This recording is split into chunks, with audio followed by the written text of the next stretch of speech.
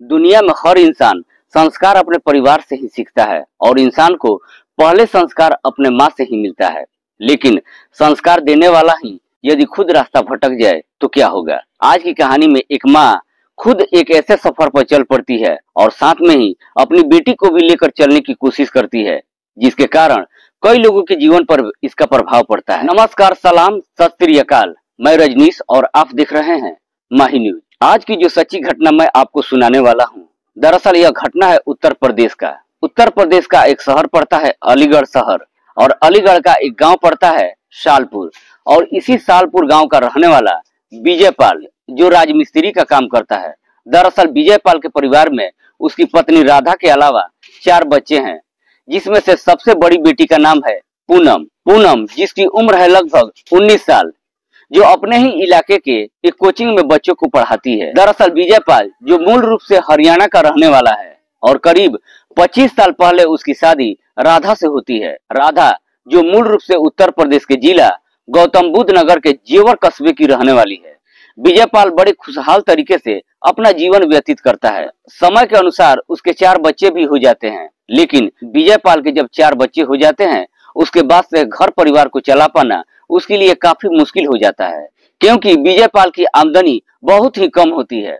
घर वालों पर मानो कि मुश्किलों का पहाड़ टूटना शुरू हो जाता है। उसके बाद से एक दिन राधा अपने पति को समझाते हुए कहती है, क्यों ना हम हरियाणा को छोड़ देते हैं और किसी दूसरे शहर में कमाने के लिए चलते हैं।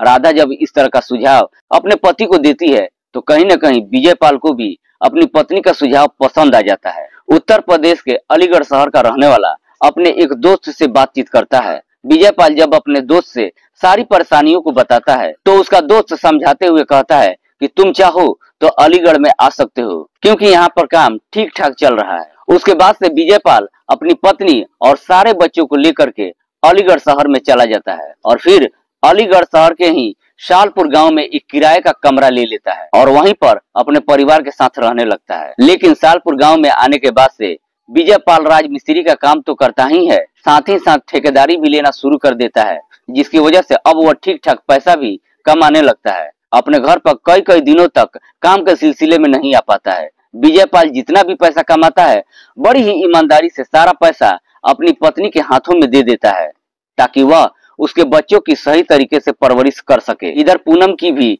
जब अपनी 12वीं तक की पढ़ाई पूरी हो जाती है, उसके बाद से पूनम भी अपने ही इलाके के एक कोचिंग में बच्चों को पढ़ाने लगती है। पूनम जब कोचिंग में बच्चों को पढ़ाने के लिए जाती है तो वहीं पर पूनम की पहली बार मुलाकात प्रवेश कुमार से होती है। प्रवेश जिसकी उम्र है लगभग 22 साल के आसपास। चूंकि प्रवेश और पूनम एक ही कोचिंग में बच्चों को पढ़ाते हैं, जब दोनों एक दूसरे से बातचीत करते हैं तो पहले दोनों के बीच में दोस्ती होती है और फिर बातचीत करते करते आखिरकार दोनों के बीच में प्रेम प्रसंग शुरू हो जाता है।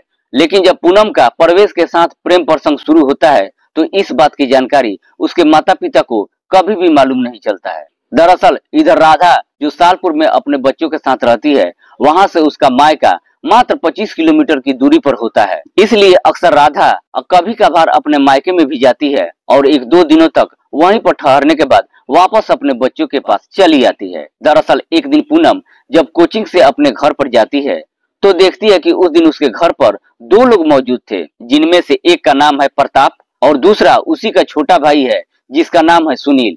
दरअसल प्रताप और सुनील जो राधा के ही मायके जेवर का रहने वाला है। पूनम जब अपने घर पर जाती है और दरवाजे पर जब दोनों को देखती है, बिना कुछ बातचीत किए बगैर ही वो अपने कमरे में चली जाती है, जिसे देख करके राधा को बिल्कुल भी अच्छा नहीं लगता है और वह भी पीछे पीछे पूनम के कमरे में जाती है और जाकर के अपनी बेटी को फटकार लगाते हुए कहती है कि तू कौन सी पढ़ाई कर रही है, घर में तेरे मामा आए हुए हैं और तुमने उन्हें प्रणाम तक भी नहीं किया। राधा जब इस तरह की फटकार अपनी बेटी को लगाती है, पूनम भी गुस्से में आकर अपनी माँ को जवाब देते हुए कहती है, कौन सा मामा, मुझे मालूम है कि तुम्हारा उन दोनों के साथ में कैसा रिश्ता चल रहा है। यह तो अच्छा है कि मैंने अभी तक इस बारे में पापा को कुछ भी नहीं बताया है।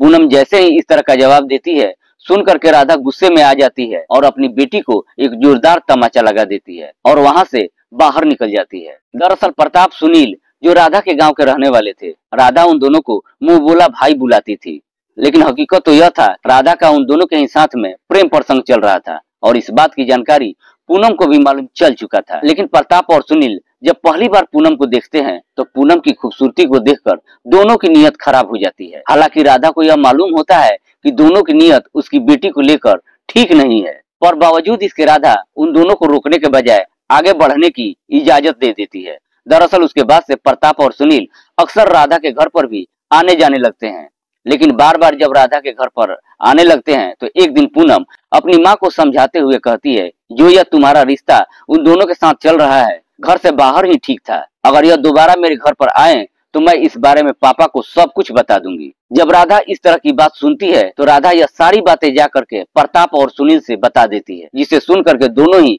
काफी डर जाते हैं। दोनों को समझ में नहीं आता है कि आखिरकार पूनम को समझाए कैसे और उसे काबू में कैसे करे। दरअसल प्रताप, जो कि मेरठ शहर में अपना एक मेडिकल का दुकान चलाता है, वहीं पर उसका छोटा भाई भी सुनील, जो सालपुर में ही अपना एक मेडिकल का दुकान चला रहा था। इस वजह से दोनों बारी बारी से अक्सर अब राधा के घर पर आते जाते हैं और बार बार उससे मुलाकात भी करते हैं। राधा के पति विजयपाल को कभी मालूम नहीं चलता है, लेकिन दोनों को अब यह डर सताने लगता है कि आज नहीं तो कल यह बात कहीं पूनम अपने पिता से न बता दे। इसलिए अब सुनील पूनम को कैसे भी रोकने की कोशिश में लग जाता है। तभी सुनील को मालूम चल जाता है कि दरअसल पूनम का उसी के कोचिंग में पढ़ाने वाला परवेश के साथ में प्रेम प्रसंग चल रहा है।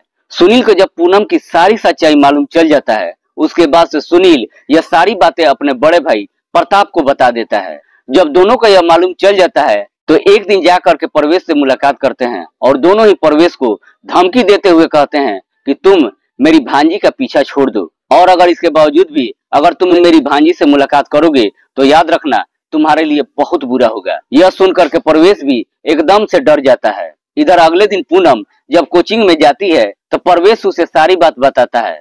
तब जाकर के पूनम अपनी माँ की सारी करतूतों को परवेश से बता देती है। दरअसल पूनम परवेश से कहती है कि मैं उन दोनों से इस प्रकार से तंग आ चुकी हूँ कि अब मुझे घर जाने का मन ही नहीं करता है। दरअसल उन दोनों की नीयत मेरे ऊपर खराब है, मुझ पर गलत गलत कमेंट भी पास करते हैं, और सबसे बड़ी बात यह है कि मेरी माँ इसका विरोध तक नहीं करती है।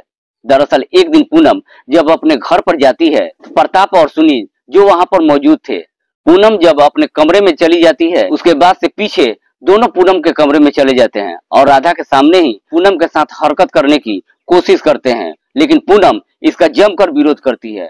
और साथ ही साथ पूनम अपनी माँ को फटकार लगाते हुए कहती है, तुम कैसी माँ हो, तुम्हें जरा सी भी शर्म नहीं आ रही है कि तुम्हारी बेटी को तुम्हारे ही सामने ये लोग गलत करने की कोशिश कर रहे हैं और तुम इन्हें रोकने के बजाय इजाजत दे रही हो। पूनम जब इस तरह की बातें कहती है तो इसी बात को लेकर के माँ बेटी के बीच में झगड़े तकरार शुरू हो जाता है। जब दोनों के बीच में झगड़े तकरार शुरू होता है, अब राधा को पूरा यकीन हो जाता है कि पूनम अब यह सारी बातें उसके पति विजयपाल से बता देगी।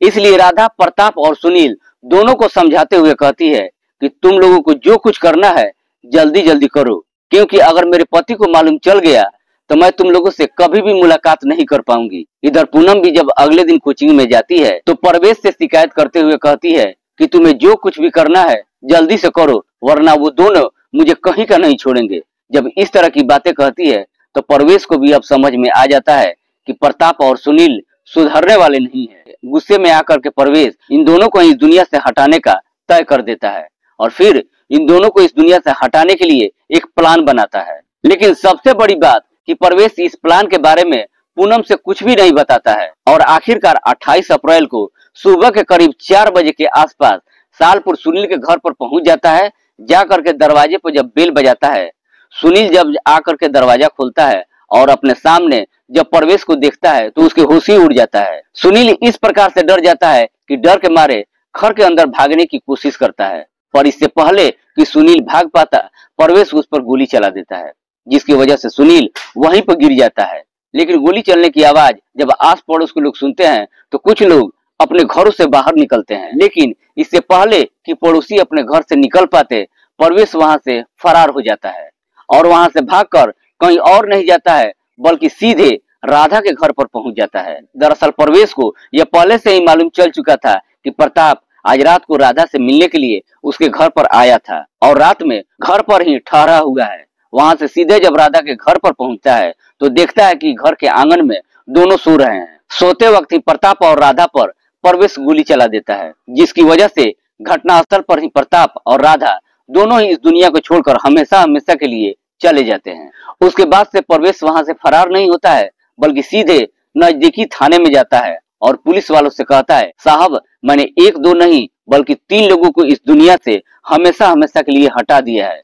वाकई में परवेश जब यह पूरी कहानी पुलिस वालों को बताता है तो पुलिस तुरंत उसे गिरफ्तार कर लेती है। लेकिन इस बात की जानकारी जब सुनील के तीसरे भाई को मालूम चलता है तो सुनील का तीसरा भाई पुलिस वालों से कहता है कि साहब इस पूरे वारदात में सिर्फ परवेश का ही हाथ नहीं है, बल्कि राधा की बेटी पूनम का भी हाथ है।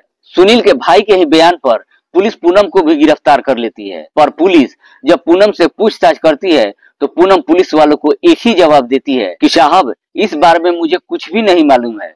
हालांकि पुलिस जब जांच पड़ताल करती है तो पुलिस के पास पूनम के खिलाफ कोई भी सबूत नहीं मिलता है, जिसकी वजह से आखिरकार पुलिस पूनम को छोड़ देती है और फिर पुलिस परवेश को जेल भेज देती है। लेकिन जब यह बात राधा के पति विजयपाल को मालूम चलता है तो विजयपाल तो अपना सर पीटते हुए पुलिस वालों से कहता है कि ये सब मेरे घर में क्या चल रहा था, कब से मुझे कुछ भी नहीं मालूम था। काश अगर मेरी बेटी ने पहले मुझे बता दी होती तो शायद आज मुझे यह दिन नहीं देखना पड़ता। दोस्तों, पूनम को इस बारे में अपने पिता से बातचीत करनी चाहिए थी, अपनी माँ को सही रास्ते पर लाना चाहिए था, लेकिन पूनम ने ऐसा नहीं किया और प्यार की जुनून में परवेश ने भी कानून को अपने हाथ में ले लिया। वह भी सही नहीं था। दोस्तों, इस पूरी घटना के बारे में आप क्या सोचते हैं? आप अपनी राय हमें कमेंट बॉक्स में जरूर दीजिएगा। फिर हाजिर होंगे एक नई कहानी के साथ। तब तक के लिए जय हिंद, जय भारत।